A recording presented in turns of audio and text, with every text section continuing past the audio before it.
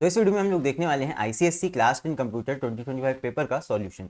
तो यहाँ पे सेक्शन है हमारा एमसीक्यू बेस्ड था, तो चलो एमसीक्यूज के यहाँ पे सॉल्यूशन देखते हैं। और सबसे पहले हमारा एमसीक्यू है character class method are found in the package called. ये होता है तुम्हारा जावा डॉट लैंग पैकेज में। जितनी भी तुम्हारी इनबिल्ट क्लासेज होती हैं जो हम ऐसे ही यूज़ कर सकते हैं बिना इंपोर्ट कराए, वो हमारी जावा डॉट लैंग पैकेज में होती हैं। फिर इसके बाद बात करें system dot out dot print L N Z+32, ये हमारा एस्काई है। ये कल के वाले लाइव स्ट्रीम में मैंने डिस्कस किया था।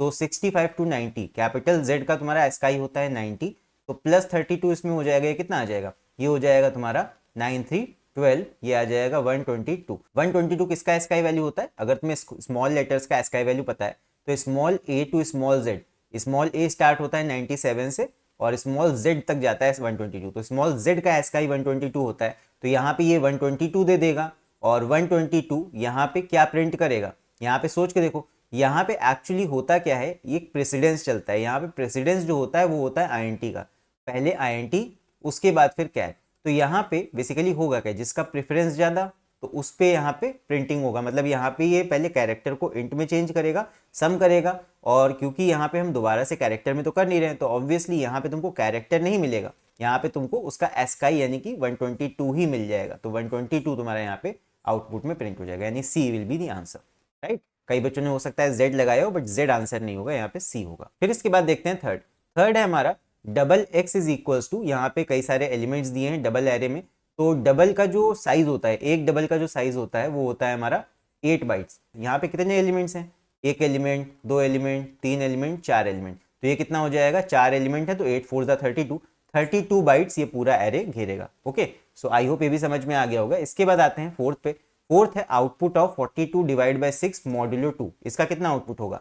तो यहाँ पे 42 डिवाइड बाई 6, पहले तो ये सॉल्व होगा। तो 42 को 6 से डिवाइड करोगे आ जाएगा 6 7 से 42, 7 यहाँ पे क्वेश्चन आ गया, राइट। अब इसका जो रिजल्ट आएगा तब जाके ये तुम्हारा होगा मॉड 2 से। तो यहाँ पे 2 से डिवाइड करेंगे, रिमाइंडर देखेंगे कितना है, तो 7 को 2 से डिवाइड किया, 2 3 जा 6 जाएगा, रिमाइंडर आएगा 1, तो आ जाएगा ये रिमाइंडर 1। तो 1 will be the output, right. इसके बाद आते हैं फिफ्थ पे। सो फिफ्थ हमारा है एक इमेज बेस्ड क्वेश्चन। तो यहाँ पे इमेजेस दी हैं वेरियस, और यहाँ पे तुम देख सकते हो एक माउस है, कीबोर्ड है, प्रिंटर है, स्कैनर है, बारकोड है, और ये तुम्हारा 2D एरे के फॉर्म में लगा हुआ है। तो यहाँ पे लिखा हुआ है कंसिडर 2 डायमेंशनल एरे। ये 2D एरे है मान लो, और हमें कंसिडर करना है इस एरे को, और यहाँ पे बताना है the index of, state the index of कौन सा? बारकोड स्कैनर का बताना है। तो बारकोड स्कैनर हमारे यहाँ पे ये, तो इसका इंडेक्स क्या हो जाएगा? रोज तुम्हारी है 0 1 और बाकी कॉलम तुम्हारे ये 0 1 और 2। तो यहाँ पे ये देख लो, इसका रो नंबर है 1 और कॉलम नंबर है 1, तो 1 और 1 पे तुम्हें मिल रहा है बारकोड स्कैनर, राइट। तो इसके इंडेक्स हो जाएंगे P11। तो यहाँ पे ए यहाँ पे सही हो जाएगा, ए इज दी राइट आंसर। तो आई होप समझ में आ गया होगा।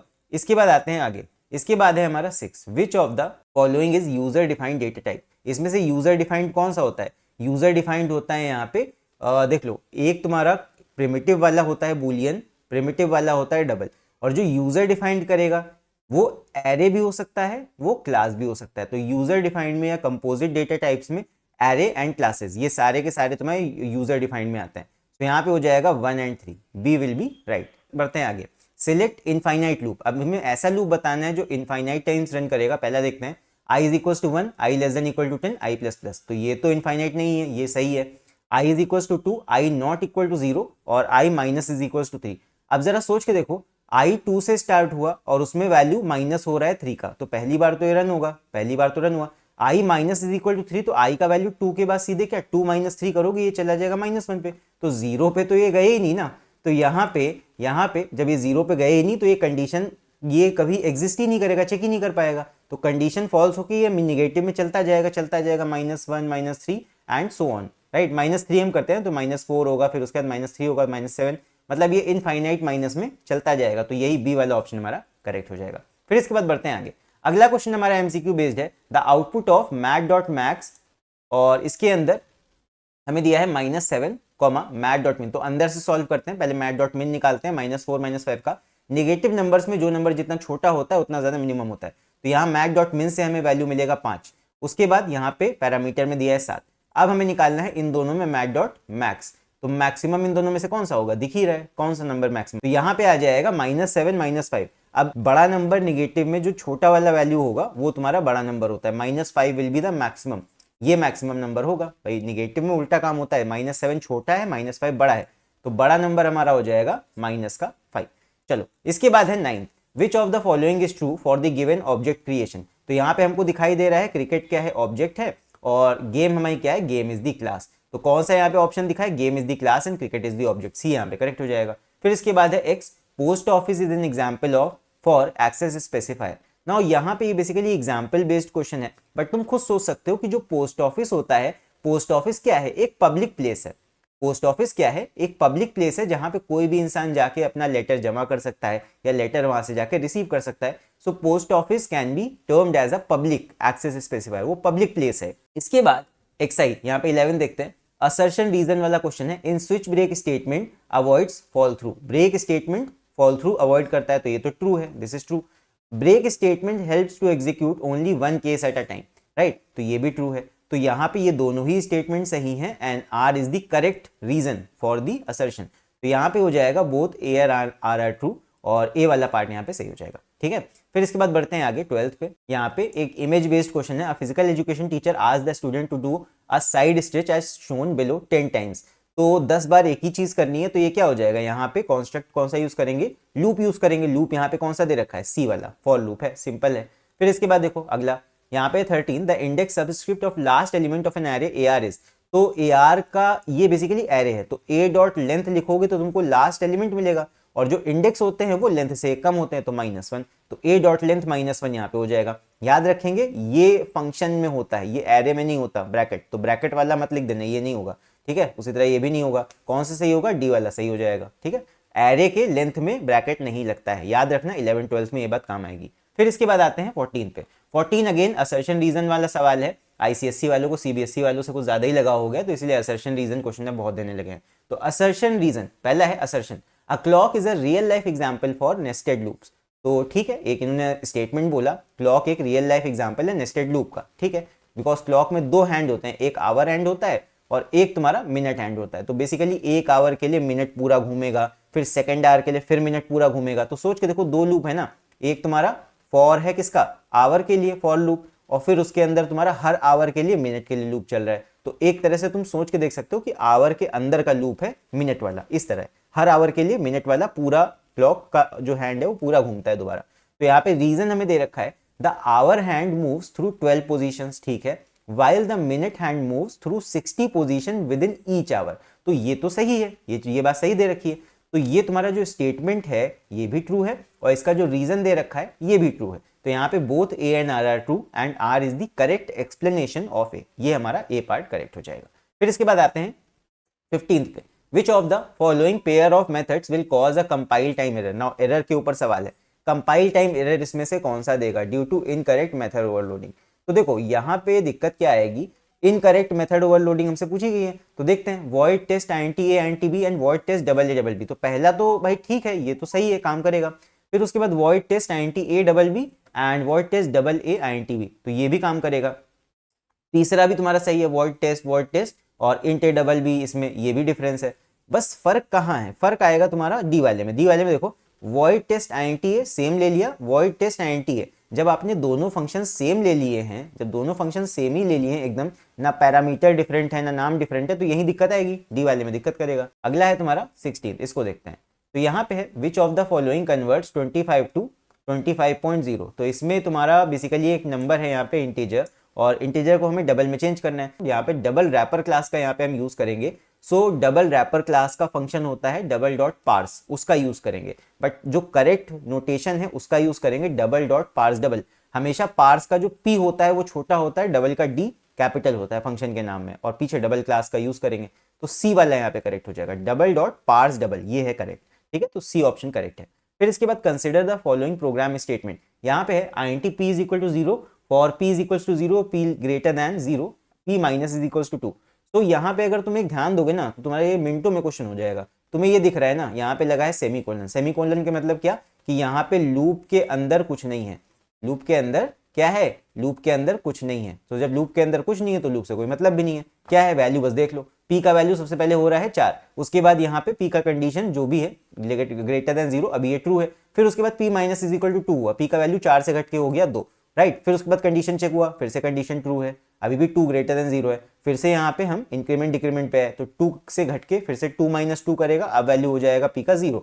अब आए यहाँ पे फिर p ग्रेटर देन 0, तो 0 ग्रेटर देन 0, अब तुम्हारा फॉल्स हो जाएगा। तो 3 बार ये चेक होगा, बाकी रन ये 2 ही बार होगा। लेकिन उस रन करने से क्या तुम्हें कोई फर्क पड़ा? तुम्हें कोई फर्क नहीं पड़ा, बिकॉज लूप के अंदर क्या है, कुछ नहीं है, राइट। लूप के अंदर कुछ है ही नहीं, बिकॉज वहां पे लगा है सेमीकोलन। तो यहाँ पे p का लास्ट में वैल्यू कितना हो गया? p का लास्ट में हमारा वैल्यू हो गया 0, बस हमें इससे मतलब है, p का वैल्यू है 0। तो यहाँ पे लिखा है system dot out dot print, क्या प्रिंट होगा? 0। फिर उसके बाद यहाँ पे ln तो लगा नहीं था, तो लाइन चेंज होगा नहीं। इसी के आगे क्या प्रिंट हो जाएगा? System dot out dot print ln। अब ये याद रखना कि ये जो ln होता है ये लाइन चेंज कब करता है? ये लाइन चेंज करता है बाद में, ये बात याद रखना। ये जो है लाइन चेंज करता है बाद में, तो ये पहले सेम लाइन पे 0 को प्रिंट कर देगा, लाइन चेंज करेगा बाद में। तो कुल मिला के बात इतनी सी आई कि यहाँ पे ये 0 0 एक ही लाइन पे प्रिंट होंगे और ये आउटपुट मतलब यहाँ पे लाइन चेंज करेगा बाद में, तो ये दोनों 0 तुम्हारे सेम लाइन पे प्रिंट हो जाएंगे। कोई दिक्कत, कोई परेशानी? बाकी तुमने यहाँ पे क्या आंसर लिखा जरूर बताना कमेंट्स में। यहाँ पे इसके बाद है तुम्हारा 18th है system dot out dot print ln I said. ये मैंने कल के लाइव स्ट्रीम में बहुत डिटेल में समझाया था। ये क्या है? Escape sequence. एस्केप सीक्वेंस क्या होते हैं? स्लैश के आगे हम यहाँ पे यूज हुआ है तुम्हारा स्लैश, ये single quote, right. Slash T तुम्हारा टैब के लिए होता है, टैब भी कभी भी यूज कर लेते हैं। यहाँ पे तुम्हारा सिंगल कोट वाला यूज हुआ है और डबल कोट वाला यूज हुआ है। ये एस्केप सीक्वेंस ये क्या करता है? ये double quote single quote print करने के लिए इस्तेमाल किया जाता है। तो यहाँ पे देख सकते हो, यहाँ पे क्या हो रहा है? आई सेड लिख के आएगा, फिर स्लैश सिंगल, यहाँ पे डबल कोट, तो ये डबल कोट्स प्रिंट हो जाएंगे। और फिर स्लैश तुम्हारा सिंगल कोट, तो इट्स लिख के आएगा यहाँ पे इस तरह। और फिर लास्ट में यहाँ पे एस्केप सीक्वेंस है, तो एक डबल कोट यहाँ पे प्रिंट हो जाएगा। तो जहां पे डबल कोट से एंड होगा इट्स लिखा है, तो ये किस वाले स्टेटमेंट में? ये तुम्हारा है बी वाले स्टेटमेंट पे, तो बी वाला स्टेटमेंट यहाँ पे करेक्ट हो जाएगा। नेक्स्ट देखते हैं। नेक्स्ट है इसके बाद 19th। तो 19th में है what is the output of statement. ये तुम्हारा स्ट्रिंग का कंपेयर टू वाला फंक्शन है, ये भी कल मैंने प्रैक्टिस कराया था अच्छे से। यहाँ पे देख लो, ये तुम्हारा है एंगर। तो एंगर और एंजल में ए सेम है, एन सेम है, जी सेम है, ई सेम है, यहाँ तक पूरा ये सेम है। दिक्कत कहाँ है? दिक्कत है तुम्हारा आर और एल में, यहाँ पे डिफरेंट है। तो आर का वैल्यू लोगे, पहले आर है पहले वाले स्ट्रिंग का और इसमें एल है, तो आर माइनस एल तुमको करना है। तो आर माइनस एल कर लो, या तो एस का ही निकाल के कर लो, या दोनों के बीच का डिफरेंस देख लो। भाई आर बड़ा लेटर है, ये बाद में आता है, it is big, okay. R बड़ा लेटर है, बाद का लेटर है, तो दोनों का डिफरेंस देखो। एल के बाद M N O P Q R, 6 का डिफरेंस है, 6 आ जाएगा और 6 पॉजिटिव का आएगा बिकॉज आर इज बिग, ये बड़ा लेटर है, ओके। तो यहाँ पे 6 तुम्हें आंसर में मिल जाएगा। इसके बाद आते हैं लास्ट 20 पे। Consider the following program segment in which the statements are jumbled. Choose the correct order of statements to calculate and return the factorial. अब I hope factorial निकालना तुम सबको आता होगा। नंबर का सिंपल सा कॉन्सेप्ट है factorial निकालना। यहाँ पे देखो, सबसे पहले हम क्या करते हैं? सबसे पहला काम होता है कि fa is equal to 1 loop के पहले लिया जाता है। This is the first statement. जो ये थर्ड वाला है, ये सबसे पहला स्टेटमेंट होगा, ठीक है। फिर उसके बाद ये, इसके बाद हम लिखते हैं लूप का स्टेटमेंट, लूप चलाते हैं फैक्टोरियल निकालने के लिए। फिर उसके अंदर लिखते हैं F A into is equals to, मतलब सेल्फ मल्टीप्लीकेशन होता है, तो थर्ड स्टेप हो जाता है ये वाला। फिर उसके बाद फोर्थ स्टेप हमारा लास्ट में फैक्टोरियल रिटर्न हो जाता है। तो यहाँ पे करेक्ट क्या हो जाएगा? पहले आएगा 3, फिर उसके बाद आएगा तुम्हारा 1, फिर उसके बाद आएगा 4 और 2, तो 3 1 4 2 किसमें करेक्ट हो जाएगा? ये बी वाला ऑप्शन हमारा करेक्ट हो जाएगा। सो इस तरह हमारे सारे एमसीक्यूज यहाँ पे हो गए। फिर इसके बाद देखते हैं, इसके बाद अगला है हमारा क्वेश्चन नंबर 2। क्वेश्चन नंबर 2 यहाँ पे हमारा जावा एक्सप्रेशन है, और एक बच्चे ने इस बार मेरे से बोला था कि इस बार वर्ड बेस्ड आएगा, एंड उसी तरह वर्ड बेस्ड यहाँ पे प्रॉब्लम आया है इसका। डायरेक्ट यहाँ पे लिख के नहीं आया कि इसका एक्सप्रेशन लिखो, कुछ यहाँ पे वर्ड में तुम्हें प्रॉब्लम दिया है। दैट जावा एक्सप्रेशन लिखना है to find the product of square root of P and square root of Q. तो सिंपल है, देखो यहाँ पे क्या करो, मैथ डॉट एसक्यूआरटी किसका? पी का निकाल लो, math dot SQRT of P, और इसका प्रोडक्ट करना है किसके साथ?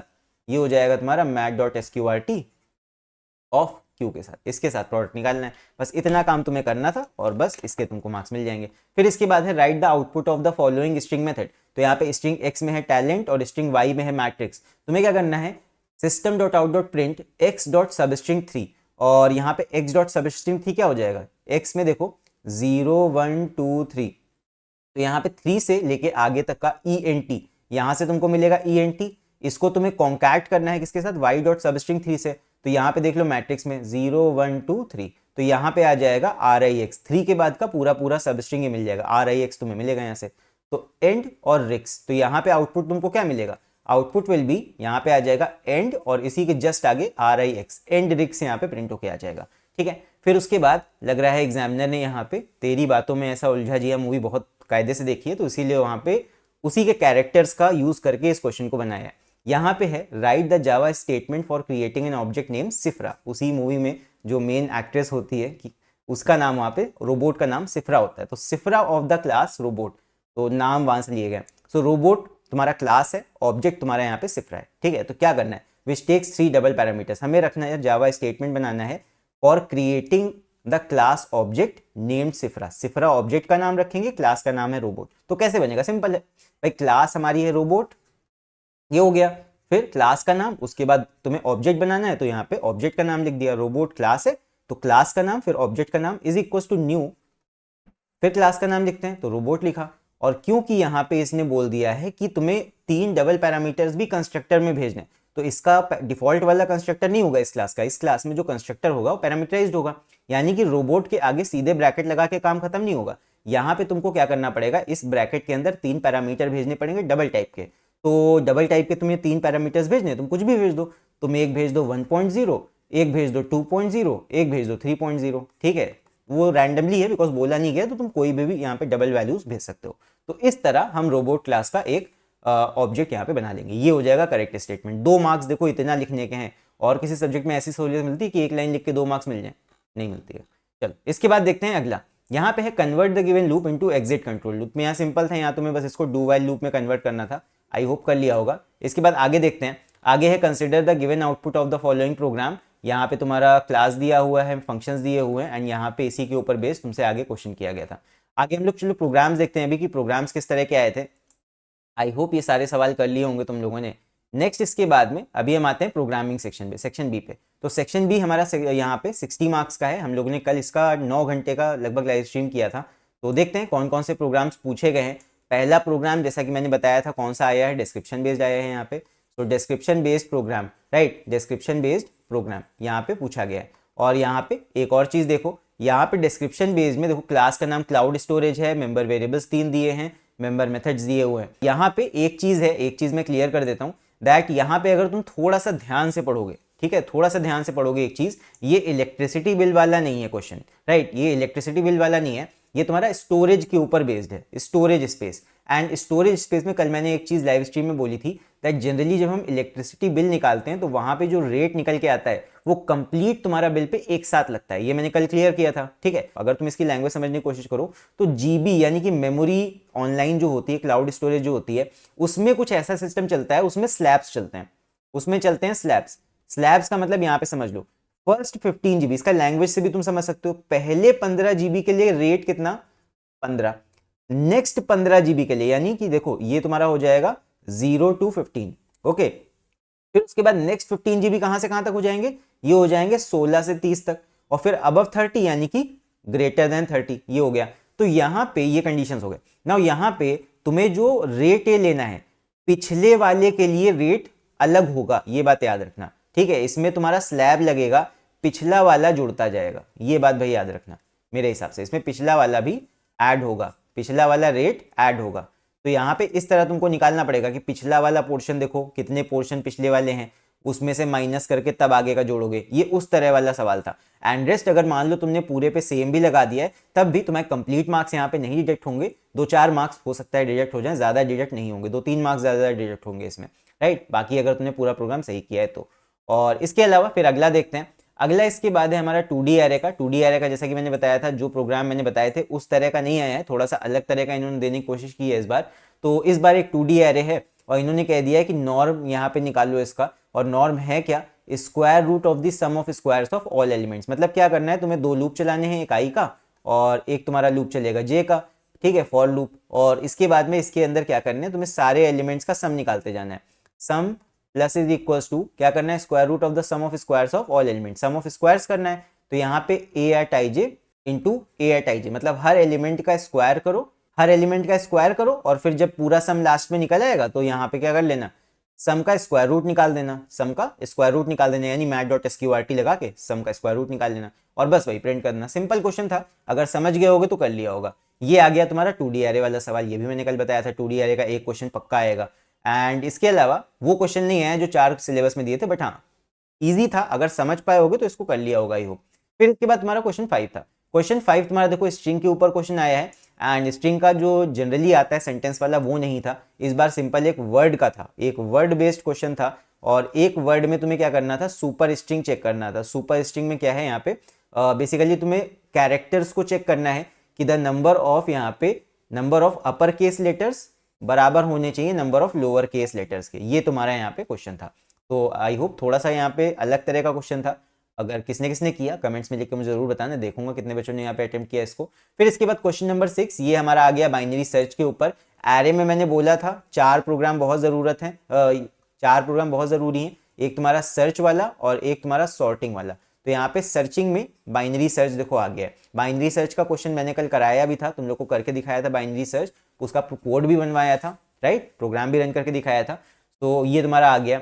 और इसके बाद अगला तुम्हारा क्वेश्चन जो है वो है क्वेश्चन 7। ये तो एग्जैक्ट एक बच्चे ने मुझे भेजा था, हैशटैग वगैरह मैंने कल प्रिंट करके दिखाया था, वहां पे बस ऐट की जगह तुम्हारे नंबर्स थे, बाकी देखो हैशटैग वगैरह सब सेम वही है, सेम वही चीज़ है यहाँ पे। और यहाँ पे हर लाइन पे सारे सारे एलिमेंट्स, मतलब जे वाला लूप भी पूरा एन तक चलेगा। तो ये तुम्हारा 4x4 का है देखो, तो यहाँ पे आई वाला लूप भी तुम्हारा 1 to 4 चलेगा और जे वाला लूप भी पूरा पूरा 1 to 4 चलेगा। हर लाइन पे सारे सारे एलिमेंट्स प्रिंट होने। ये कल हमने करा हुआ था ओवरलोड वाला फंक्शन, ओवरलोडिंग सेम इसी जैसा मिलता जुलता पूरा सवाल था, ये हम लोगों ने कल के वीडियो में अपने कवर किया था।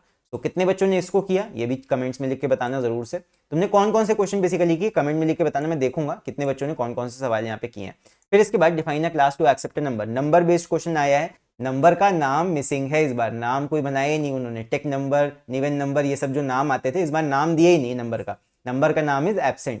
तो यहाँ पे सिर्फ उन्होंने कंडीशन तुम्हें बता दिया, define a class to accept a number, check if the sum of largest digit. देखो डिजिट निकालना है यहाँ पे नंबर से डिजिट निकालना है और डिजिट निकाल के ये चेक करना है कि जो उसमें से लार्जेस्ट डिजिट है एंड स्मॉलेस्ट डिजिट है। तुम्हें लार्जेस्ट और स्मॉलेस्ट यहाँ पे लॉजिक बना के चेक करना पड़ेगा कि जो डिजिट्स तुम निकाल रहे हो उसमें से मैक्सिमम कौन सा है, मिनिमम कौन सा है। तुम्हें मैक्सिमम मिनिमम डिजिट फाइंड करना होगा और बस यहाँ पे ये चेक करना है इज एन इवन डिजिट और ऑड नंबर, इवन नंबर और ऑड नंबर ये है।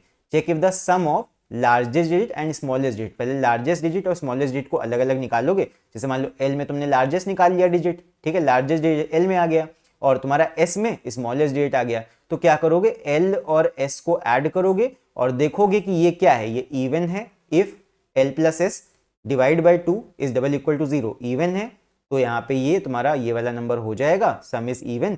और अगर नहीं है तो इसको प्रिंट कर दोगे odd. If L plus add mod 2 is double equal to 0, ये कंडीशन हो जाएगा, एल्स तुम्हारा प्रिंट हो जाएगा ऑड। तो इस तरह तुम्हारा ये वाला क्वेश्चन था, ये लास्ट क्वेश्चन था। आई होप कंप्यूटर पेपर सब बच्चों का अच्छा हुआ होगा। मुझे कमेंट्स में लिख के जरूर बताना तुम्हारा पेपर कैसा हुआ, कितने क्वेश्चंस तुम्हारे सही हुए, कितने गलत हुए। एंड मेनली मुझे ये जरूर बताना कि तुमने कौन कौन से प्रोग्राम तुमने अटेम्प्ट किए, 1 2 3 4 करके मुझे आंसर जरूर करना। और प्रोग्राम्स का तुम ये भी बता देना कि तुम्हारे एमसीक्यूज में कितने क्वेश्चंस करेक्ट आ रहे हैं। सो फिलहाल के लिए भी इस वीडियो में इतना ही।